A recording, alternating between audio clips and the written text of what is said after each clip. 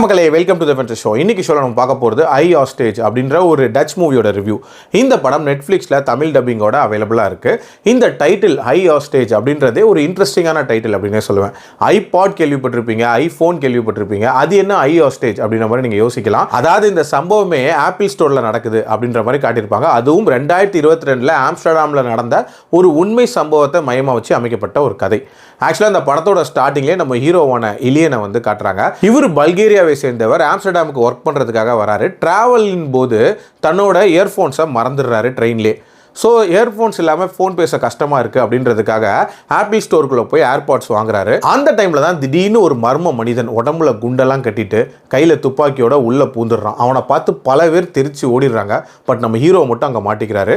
ஹீரோவோட சேர்ந்து சில மக்களும் மாட்டிக்கிறாங்க. பட் அது வந்து அந்த நபருக்கு தெரியவே தெரியாது எங்கே ஒளிஞ்சிருக்காங்க அப்படின்றது. அதே மாதிரி ஃபர்ஸ்ட் ஃப்ளோர்லேயும் சில நபர்கள் மாட்டிக்கிறாங்க அப்படின்ற மாதிரி காட்டுறாங்க.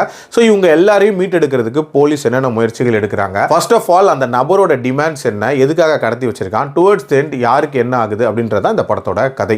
ஒரு உண்மை சம்பவத்தை அப்படியே ரீக்ரியேட் பண்ணணும் அப்படின்றதுனால நிறைய டிராமா அப்படின்றது இந்த படத்தில் இல்லாமல் இருந்துச்சு.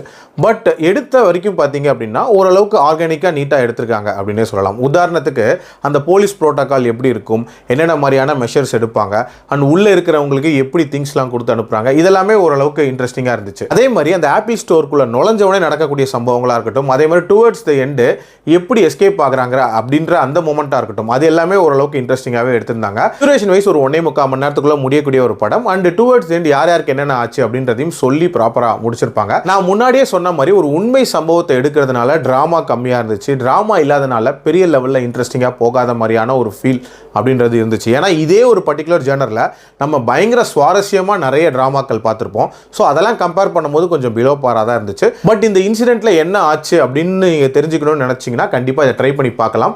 என்னோட ரேட்டிங் இந்த படத்துக்கு 2.9 out of 5. அடல் கண்டென்ட்லாம் இல்லை, தாராளமாக பார்க்கலாம். மீண்டும் அடுத்த விமர்சனத்தில் சந்திக்கிறேன். நன்றி, வணக்கம்.